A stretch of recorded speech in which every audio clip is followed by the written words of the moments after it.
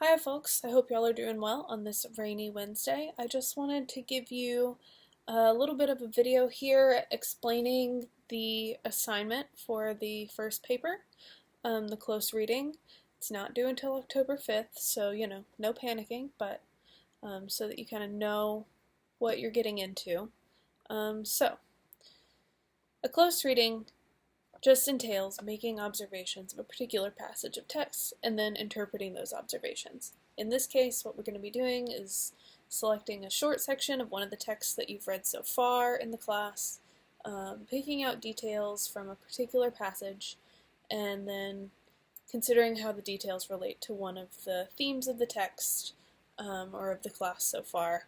So, stuff like issues of gender, power, nationhood, otherness, um,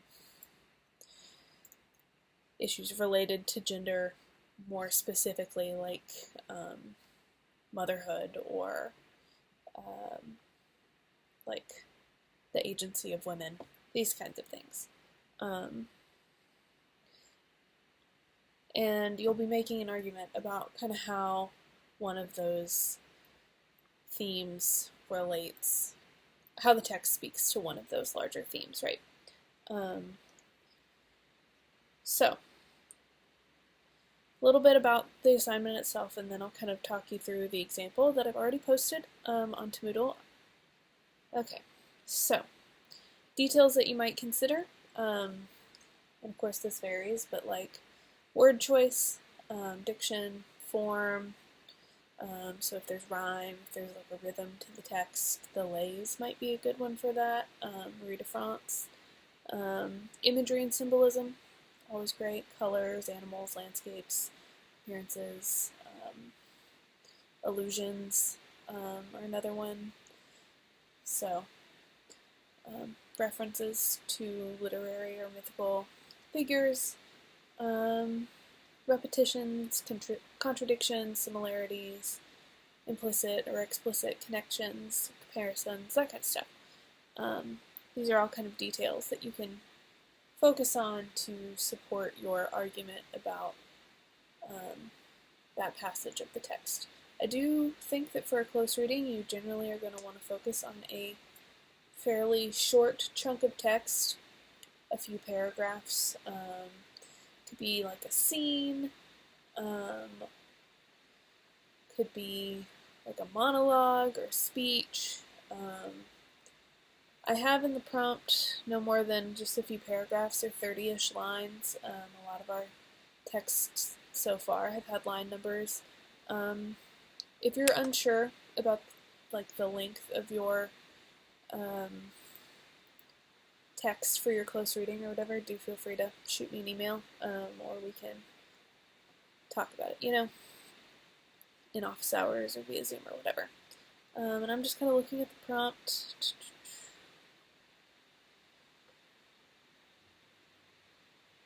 So you'll be taking a stance about how the text is addressing one of the larger issues we've talked about in class, and supporting that stance that you're arguing with evidence. There might be other arguments that could be made about the same passage of text. That's fine. Just support the argument that you're trying to make. You don't necessarily have to address those other arguments, just make the argument that you're trying to make. This is a 750-word paper. That's about 3 pages double-spaced. So you don't need to be going into like a huge amount of detail about every single thing, right? Just focus on your passage, write about that. Because this is a close reading, you probably won't need outside sources. If you do cite any outside sources, of course, cite them. I am expecting MLA formatting and style to be attempted with this paper, so, cite the sources that you use. Make sure that when you quote your specific examples from your passage that you include the page numbers or line numbers. Trying to think. I think most of our stuff is either going to have page numbers or line numbers. If you run into any problems with how to cite the particular text that you have selected, let me know. Um,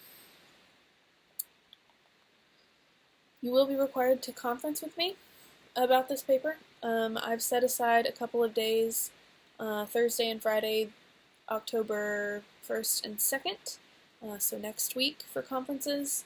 There's going to be a sign-up sheet on the Moodle, just a Google sheet for you to put your name in. Just sign up for one of those slots, just about 10-15 minutes, so that we can really chat about what you're thinking of writing about, if you have any questions, that kind of stuff. I can't look over full drafts too close to the time the paper is due, but I'm happy to read a few sentences either during our conference or before, so if you have your thesis statement written and you want to email that to me, we can talk about it in our conference, that's fine.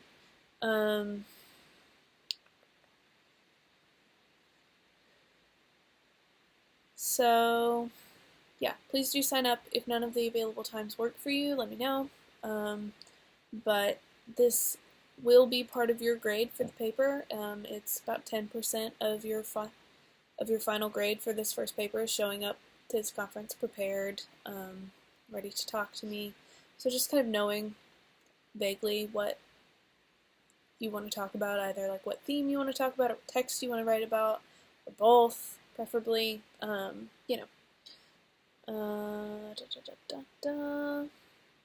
Okay, so I've got a full grade date breakdown in the prompt, so I won't really go through the whole thing, but kind of in descending order, I've got you're going to need a thesis statement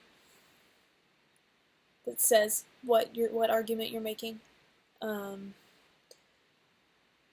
going to need to provide specific evidence, right? Have some sort of attempt at structure and organization, by which I mean don't just give me a wall of text, have paragraphs. Have an introduction, some body paragraphs, and a conclusion. Do you need to necessarily have exactly 5 paragraphs like my example has? No. You can have 6, you can have 4, it just depends on how things break down and how much you have to say about each bit of evidence. I probably wouldn't try to go too much out of the 6 to 4 range, but that's kind of what you're looking for. Correctness, do you follow the prompt and do you meet the word count? Do you give me 750 words? The conference is part of your grade. Attempting MLA formatting and style is your grade. I say attempting because I am much more concerned with whether your sources are cited and whether I can tell what you're talking about than whether you have a comma in the right place. Try your best. And then also turning your paper in on Moodle as a Word doc with your last name and the file name. That just makes it way easier for me to grade and give you feedback. Yes, so this paper is worth 150 points total, 15% of your final grade. It'll be due October 5th. Remember, if stuff comes up, I know that we're living in the middle of a pandemic and a crazy active hurricane season. I'm gonna work with y'all, so don't panic if things come up.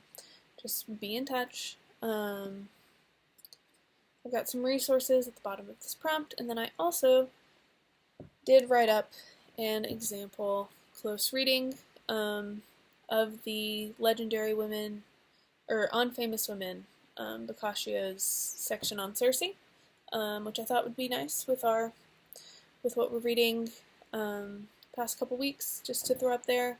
Obviously, don't write about exactly what I have written about in this topic. That's why I selected a supplementary reading. Because the example's already been done. Right, so I wrote about the power of names in this section. And I do kind of have I try to follow a pretty kind of standard format. Got my thesis statement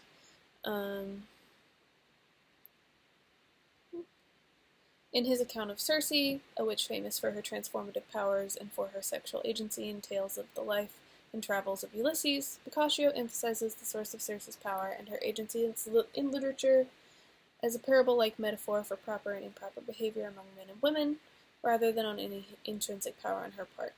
By closely reading the explanations he provides for names and honorifics in Circe, daughter of the sun, Boccaccio's attempt to influence the behavior of women to suit a misogynistic society is made clear.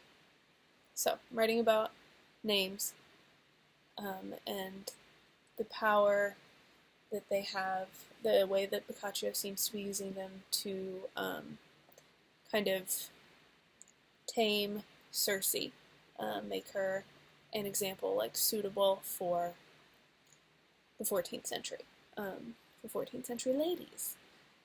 So, I talk about, in that text, I picked out a few quotes from that short passage where he says that Circe is identified as daughter of the sun, not necessarily because she is literally the daughter of the god of the sun, Helios, like she is in Madeline Miller's version, but that because she's like born under the sign of the sun astrologically, so it like kind of takes away some of that power.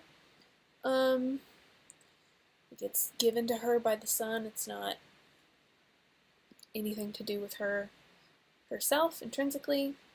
I talk about Ulysses. Ulysses is Odysseus. It's just a Latin-Greek difference, but he's kind of known as Ulysses the Wise, Odysseus the Wise. And it's like, in praising Ulysses, I picked out some examples here talking about how in praising Ulysses, Boccaccio seems to like diminish Circe's individual power and agency. And then at the end of the passage, he goes through this whole thing where Circe, in some texts, has a husband named Picus, which means woodpecker, and he says that Circe is alleged to have changed him into the bird which bears his name, but of course it was not actually Circe's power that did that.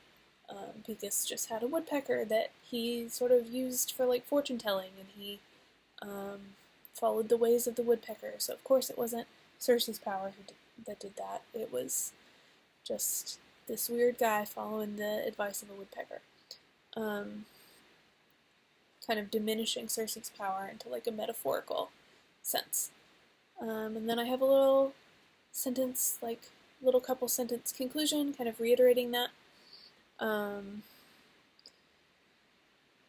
So you can kind of break it down like title, introduction. The last sentence of your introduction is going to be your thesis statement. A few paragraphs with a topic sentence, some specific evidence, and then like maybe a sentence kind of wrapping up that idea that you introduced in your topic sentence, really making that point. And then again and again until you get to your conclusion. And just kind of quick, easy conclusion. If you were writing like a dissertation, your conclusion needs to be longer because like you read a whole book. But if you're writing a 2.5, 3-page paper, like I remember what your thesis was from 2 pages ago. Just kind of restate it, make your point, and then done. I've got a works cited on there. I only cited the one work, so that is just on there at the bottom. And I've tried to do the formatting according to MLA standards. You're not required to use footnotes. I just did to make it, to kind of explain some things in the example. So, if you have any questions about the assignment, if you want to talk to me before conferences are scheduled to happen, anything like that, just shoot me an email. Let me know. No stress, no panicking. We'll get it done. Okay. Alright. Have a great afternoon. If you're watching this in the afternoon, have a great day. Alright. Bye.